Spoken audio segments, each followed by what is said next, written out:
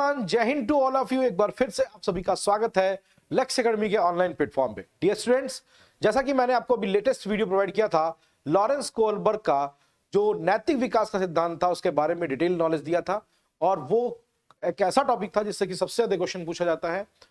Dear student, आज जो मैं टॉपिक लेके आ रहा हूं एक नैतिक विकास का और सिद्धांत है जो कि जीन पियाजे साहब ने दिया था। जी हाँ, चौंकिए नहीं, जीन पियाजे ने नैतिक विकास का भी सिद्धांत दिया है, लेकिन ज्यादा फेमस कहां हुए? संज्ञानात्मक विकास के सिद्धांत में। लेकिन कभी कभी जानते ही हो कि हमारा चाहे वो यूपीटेट का पेपर हो या किसी भी स्टेट का पेपर हो, जब जब वो पेपर में एक नयापन लाना चाहते हैं, पेपर में कुछ नया करना चाहते हैं, तो ऐसा टॉपिक उठा के देते हैं। क्योंकि सिलेबस में तो लिख दिया कि नैतिक विकास का सिद्धांत, लेकिन अब वो नैतिक विकास में चीजों को जोड़ देता है, और जब वो जोड़ देता है तो फिर हमारा बस नहीं चलता है कि सर ये तो जीन पियाजे के बारे में पूछ लिया। तो कई लोग अभी भी कंफ्यूज हो जाते हैं कि सर जीन पियाजे नैतिक विकास का सिद्धांत। जी हाँ, जीन पियाजे ने नैतिक विकास का सिद्धांत दिया है, और वो सिद्धांत उन्होंने वही कॉन्सेप्ट फॉलो किया है जो कॉन्सेप्ट लॉरेंस कोहलबर्ग का है। बस अंतर सिर्फ इतना है, उसको संज्ञानात्मकता से जोड़ करके दिया है, उन्होंने संज्ञानात्मकता से परे होकर के दिया है। दोनों सिद्धांतों में क्या बेसिक डिफरेंस है, क्या समानता है, आइए हम देखेंगे जीन पियाजे के सिद्धांत में। तो आइए शुरू करते हैं जीन पियाजे का नैतिक विकास का सिद्धांत। इसमें अगर सबसे पहला पॉइंट आप देखेंगे तो क्या है, जीन पियाजे ने जो किताब लिखी, वो सबसे पहला क्वेश्चन आपके लिए बहुत इंपॉर्टेंट है। क्या जीन पियाजे की किताब का नाम था? क्या? Moral development of the child. ये ध्यान रखिएगा, moral development of the child किसने लिखी है? तो moral development of the child किसने लिखी है? जीन पियाजे ने लिखी है। तो ये क्वेश्चन बहुत इंपॉर्टेंट है और पूछा जाता है। इस क्वेश्चन से सबसे ज्यादा जो इंपॉर्टेंट टॉपिक पूछे जाते हैं वो क्या है कि moral judgement of the child 1932 में जब लिखा तो उन्होंने बताया कि 5 वर्ष तक बालक गैर नैतिक होता है। तो गैर नैतिक का मतलब समझोगे, गैर नैतिक का मतलब बालक में नैतिक विकास होता ही नहीं है। ये किसका मानना था? ये जीन पियाजे साहब का मानना था। क्यों? एक ऐसा विकास जो बालक में वाकई में जन्म लेने के समय होता ही नहीं है। बालक जब जन्म लेता तो उसमें वो विकास शुरू ही नहीं होता, प्रारंभ ही नहीं हुआ होता है। वो सिद्धांत मैंने आपको पिछली वीडियो में बताया था, वो नैतिक विकास होता है।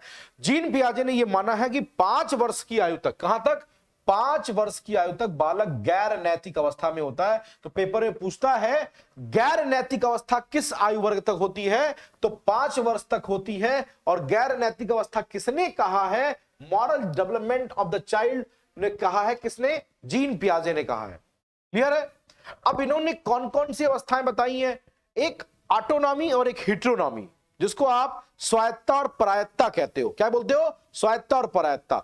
दो मेन है, स्वायत्ता और परायत्ता। परायत्ता मतलब दूसरों पर निर्भर, स्वायत्ता मतलब स्वयं पे निर्भर। तो देखो, सबसे पहले वाले स्टेज पे आते हैं सीधे पर केंद्रित उन्मुखता। इसी को हम लोग हिंदी में कहते हैं परायत्ता। क्या बोलते हैं? ये हिंदी में है ही है, फिलहाल परायत्ता शब्द से भी बोलते हैं। तो परायत्ता नैतिक की अवस्था पूछ लेगा, तो परायत्ता नैतिक की अवस्था किसने बताई है? जीन पियाजे ने बताई है। और जीन पियाजे ने इसको पर केंद्रित उन्मुखता भी कहा है। इसको इंग्लिश में हम लोग बोलते हैं हिट्रोनॉमी। पेपर में देखो क्या क्वेश्चन पूछता है, कहता है नैतिक विकास का हिट्रोनॉमी चरण में आयु वर्ग क्या होता है? तो 4 से 7 वर्ष होता है। कितना होता है? 4 से 7 वर्ष। तो हिट्रोनॉमी 4 से 7 वर्ष माना जाता है। किसके अनुसार? जीन पियाजे के अनुसार। तो पर केंद्रित शब्द क्यों लिखा है? देखो, पहला लिखा है बड़ों का नियम के स्रोत के रूप में देखना। मतलब बालक नैतिक विकास का, जो उसका नैतिक विकास होता है वो स्वयं से नहीं होता, वो अपने से घर के बड़ों को देखता है कि उनके अंदर नियम कानून, जो वो नियम कानून फॉलो करते हैं उन्हीं को देख के नियम कानून फॉलो करता है। तो क्वेश्चन हूबहू ये स्टेटमेंट बेस्ड पूछता है कि निम्नलिखित में से किस अवस्था में बालक बड़ों को नियम के स्रोतों के रूप में देखता है? तो वो अवस्था होती है परायत्ता की अवस्था या पर केंद्रित अवस्था होती है। दूसरा, खेल तथा अनुकरण के माध्यम से सामाजिकता का विकास होता है बालक में। ये भी क्वेश्चन बहुत पूछा जाता है कि बालक में सामाजिकता का विकास किस अवस्था में होता है? तो परायत्ता की अवस्था में होता है, पर केंद्रित अवस्था में होता है। किसके द्वारा होता है? खेल और अनुकरण के द्वारा होता है। याद रखिएगा, ठीक है।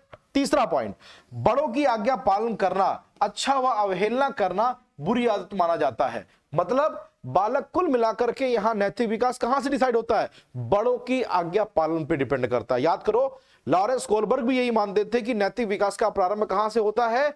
आज्ञा और दंडकारिता से होता है। वही सेम कंडीशन यहां भी है कि अपने से बड़ों की आज्ञा का पालन करना है, ऐसा जीन पियाजे मानते थे। ऐसा बालक समझता है कब? जब वो पर केंद्रित अवस्था में होता है, 4 से 7 वर्ष की अवस्था में होता है। लेकिन और आगे देखो, कार्य का परिणाम किस पे डिपेंड करता है? कार्य का परिणाम महत्वपूर्ण होता है, इरादे नहीं।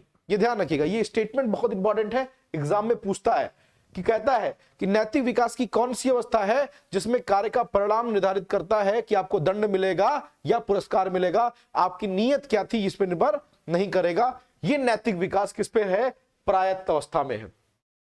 नैतिक नियम दृढ़, अपरिवर्तनशील व सर्वव्यापी होते हैं। देखो भाई, याद करो जब आप 3-4 साल के थे तो पिताजी जो कहे, माताजी जो कहीं, अपने से बड़ों ने जो कहा, वो काम आप मानते थे कि यही हार्ड एंड फास्ट है, बस अब इसको बदलाव, नियम में परिवर्तन नहीं किया सकता है। तो पूछता है एग्जाम में कि निम्नलिखित में से किस अवस्था में बालक यह जानता है कि नियमों में परिवर्तन संभव नहीं है, ये दृढ़ है, अपरिवर्तनशील है।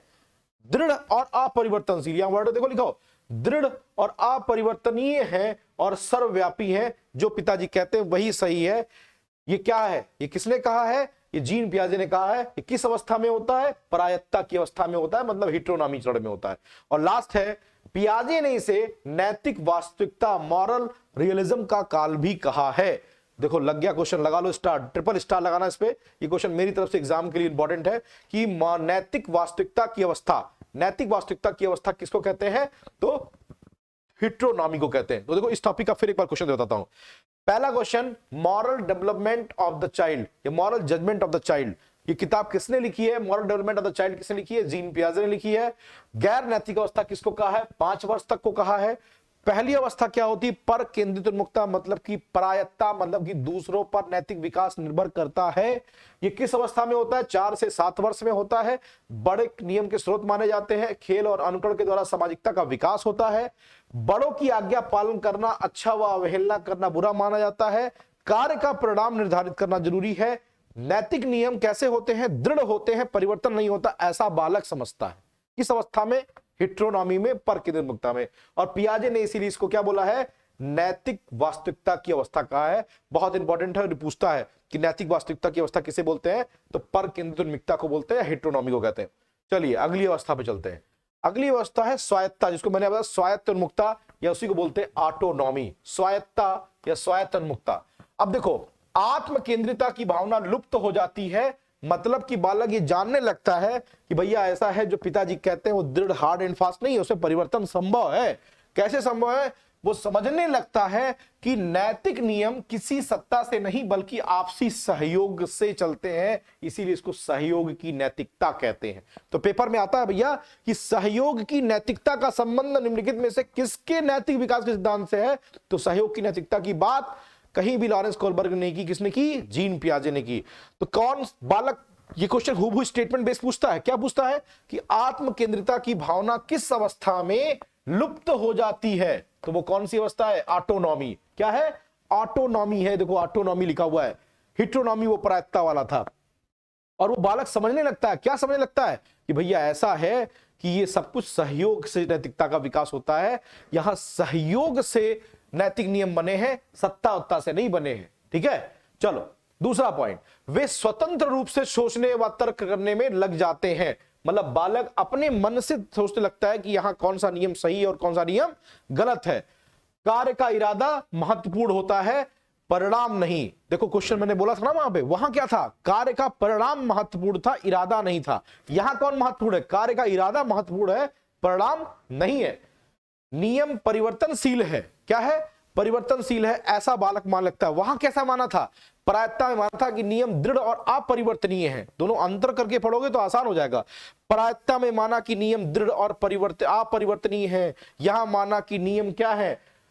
यहां नियम जो है वो परिवर्तनशील है, वो चेंज हो सकता है। कार्य का वहां पे इरादा नहीं, वहां पे परिणाम महत्वपूर्ण था, यहां पे इरादा महत्वपूर्ण है कि आपका इंटेंशन क्या था काम करने का। ये क्वेश्चन इंपॉर्टेंट है। किस अवस्था में बालक स्वतंत्र रूप से सोचने व तर्क करने लग जाता है? तो वो कह सकते हो स्वायत्ता अवस्था में होता है। इसीलिए इसे अन्योन्यता व सहयोग की नैतिकता का काल कहा जाता है। वहां देखो वास्तविक नैतिकता की अवस्था थी, और यहां पे क्या है? अन्योन्यता, मतलब दूसरों पर आधारित आपकी स्वयं की सोच और सहयोग की नैतिकता का काल कहा जाता है। तो पेपर में आता है कि सहयोग की नैतिकता क्या है? तो सहयोग की नैतिकता जो है, रिज्म का काल या अन्योन्यता का काल कौन सा कहलाता है? ऑटोनॉमी कहलाता है। तो ऑटोनॉमी और हिट्रोनॉमी ये दो चरण होते हैं। पहले हिट्रोनॉमी आता है, फिर ऑटोनॉमी आती है। सहयोग की नैतिकता का संबंध किससे है? ऑटोनॉमी से है। और वास्तविक नैतिकता का संबंध किससे है? हिट्रोनॉमी से है। दोनों में अंतर क्लियर है। किस अवस्था में बालक ये समझता है कि ये दृढ़ और अपरिवर्तनशील है, परायत्ता में समझता है, यहां समझता है कि यहां परिवर्तनशील है, अपने खुद के नियम स्वतंत्र विचार से सोचने लगता है, ये इस अवस्था में होता है, स्वायत्ता में होता है। चलो भाई अगला पॉइंट देखो, मैंने आपके लिए बहुत ही टू द पॉइंट पॉइंट्स लाया है। ये एक बहुत बेसिक सी थ्योरी है जो क्वेश्चन एग्जाम में पूछे जाते हैं। जीन पियाजे ने नैतिक अवस्था को 4 तत्व बताए हैं, किसमें? अपनी खुद की पुस्तक में बताए हैं। किसमें? Moral development of the child में बताया है। क्या बताया है जरा ध्यान से देखना। क्या?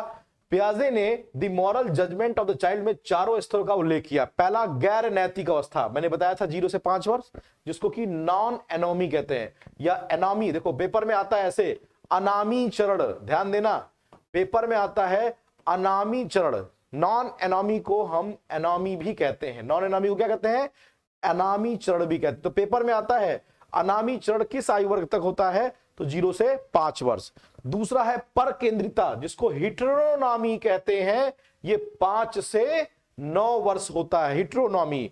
पारस्परिकता, ये 9 से लेकर के, जिसको बोलते हैं पारस्परिकता, मतलब ये रेसिप्रोकल का है, संबंधों का है, 9 से 13 वर्ष में होता है।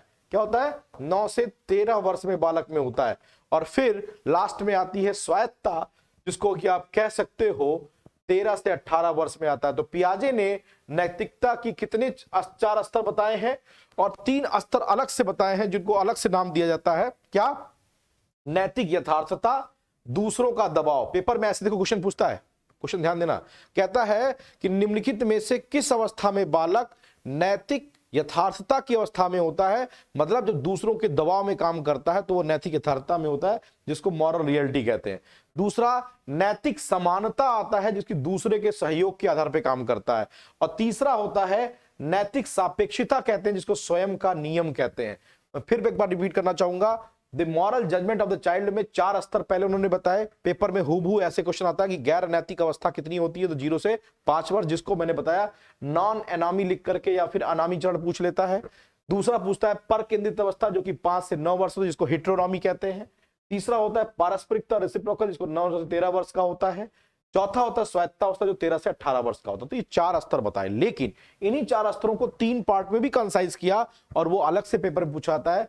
पूछता है कि किसमें बालक का नैतिक विकास दूसरों के दबाव के द्वारा होता है?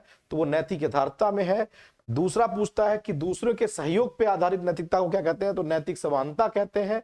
और सबसे लास्ट आता है कि बालक कब स्वयं के नियम बनाता है? तो उसको नैतिक सापेक्षता कहते हैं। तो नैतिक सापेक्षता मतलब स्वयं के नियम बनाना। दूसरों के दबाव का मतलब नैतिक यथार्थता की बात करेगा। और नैतिक समानता किसका हो जाएगा? दूसरों का सहयोग। याद रहेगा। तो सहयोग की नैतिकता किसमें थी? स्वायत्ता में थी। नैतिक सहयोग, नैतिक सापेक्षता, तो ये दोनों जो आते हैं ये स्वायत्ता में आते हैं। किसमें आते हैं? स्वायत्ता में आते हैं। जबकि ये वाला जो आता है दूसरों के दबाव वाला, ये परायत्ता में आता है। किसमें आता है? परायत्ता में आता है। एक चीज और, ये लेवल हूबहू पेपर में पूछा जाता है अरेंज करने को। मैच्योरेशन का मतलब होता है परिपक्वपन, मतलब परिपक्व होना। दूसरा एक्सपीरियंस, एक्सपीरियंस मतलब अनुभव। फिर आता है सोशल इंटरेक्शन, मतलब होता है कि सामाजिक आकर्षण। और सबसे लास्ट होता है इक्विलिब्रियलाइजेशन, मतलब साम्यावस्था। ये सीक्वेंस अरेंज करिएगा। परिपक्व होगा बालक, उसको अनुभव प्राप्त होगा। जब परिपक्वता और अनुभव दोनों प्राप्त होंगे तो बालक सामाजिक बनेगा। और जब बालक सामाजिक बनेगा तो उसके अंदर साम्यावस्था आएगी, मतलब कि वो आसानी से समायोजन कर पाएगा। तो समायोजन के लिए कौन सा आवश्यक तत्व है? समायोजन के लिए सामाजिक इंटरेक्शन, जिसको बोलते हैं सामाजिक अंतरक्रिया जरूरी, अंतःक्रिया जरूरी है। सामाजिक अंतःक्रिया कब करेगा? जब उसके अंदर अनुभव के साथ साथ परिपक्वता। तो अनुभव और परिपक्वता के अंतःक्रिया के द्वारा बालक में क्या आता है? सामाजिक अंतःक्रिया होती है और उसमें साम्यावस्था आती है। बालक आसानी से अपना विकास कर लेता है, नैतिक विकास कर लेता है। तो आई होप कि आपको नैतिक विकास का सिद्धांत समझ में आ गया होगा। जो टॉपिक मैंने बताए हैं ये हूबहू एग्जाम में पूछे जाते हैं। मेरा बस एक ही उद्देश्य है कि टू द पॉइंट फैक्चुअली आपको पढ़ाना, जिससे कि आप टॉपिक को कंसेप्चुअली पढ़ पाए। और फिर अंत में आपसे वही कहना चाहूंगा, अगर आपको कोई टॉपिक अच्छे से समझ में ना आए तो आपको नीचे कमेंट बॉक्स में मैसेज भी कर सकते हैं, या फिर आपके पास संस्था का मोबाइल नंबर है, आप उस पर पर्सनली मैसेज करिए, उन टॉपिक्स के क्वेश्चन आपको सॉल्व करा दिए जाएंगे। आपके खुद के कोई क्वेश्चन हो तो आप जरूर पूछ लें। तब तक के लिए आपको धन्यवाद। अगला टॉपिक जो मैं आपको पढ़ाने वाला हूं वो लेव वाइगोस्की का सामाजिक विकास का सिद्धांत होगा, जो बहुत ही इंपॉर्टेंट है, जिसमें कि जेडपीडी का कॉन्सेप्ट और स्कैफोल्डिंग क्या होता है, इन सारे कॉन्सेप्ट के बारे में हम लोग पढ़ेंगे। तब तक के लिए बहुत बहुत धन्यवाद।